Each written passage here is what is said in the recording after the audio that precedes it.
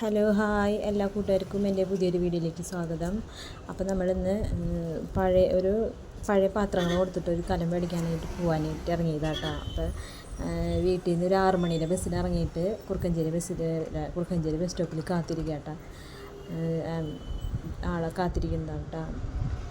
അപ്പോൾ പഴയതെന്ന് പറഞ്ഞു കഴിഞ്ഞാൽ നമ്മുടെ വീട്ടിൽ പഴയ പാത്രങ്ങളുണ്ടായിരുന്നു, ഒരു കുക്കർ, കേടായ കുക്കർ. അപ്പോൾ ഒരു കലവും കുക്കറും എടുക്കാമെന്നുള്ള ഒരു പ്ലാനിങ്ങിനാണ് പോണത്.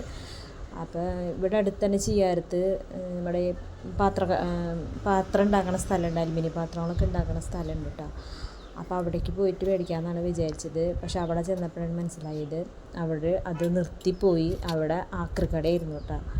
അപ്പോൾ പിന്നെ എന്താ ചെയ്യാമെന്ന് വിചാരിച്ച് നിന്നപ്പോൾ നേരെ വിട്ടു തൃശ്ശൂർക്ക്. എന്തായാലും ഇറങ്ങിയതല്ല, അപ്പോൾ എന്തായാലും കലം മേടിക്കണം. ഉള്ള കലം വലിയ കലമാണ്. അപ്പോൾ ഇത്തിരി ചെറിയ കലം മേടിക്കാനായിട്ടാണ് പോണത്.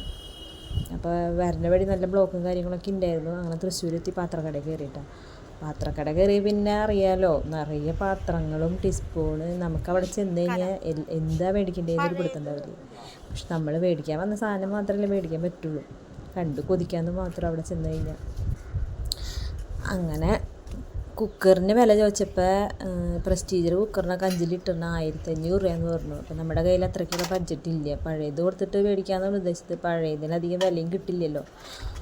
അപ്പോൾ പിന്നെ പഴയത് കൊടുത്തപ്പോൾ കിട്ടിയത് 200 ചില്ലാൻ രൂപ നമുക്ക് കിട്ടിയത്. കലത്തിന് 500 ചില്ലാനായി. മൂടിയും കലടക്കാണ് മേടിച്ചത്.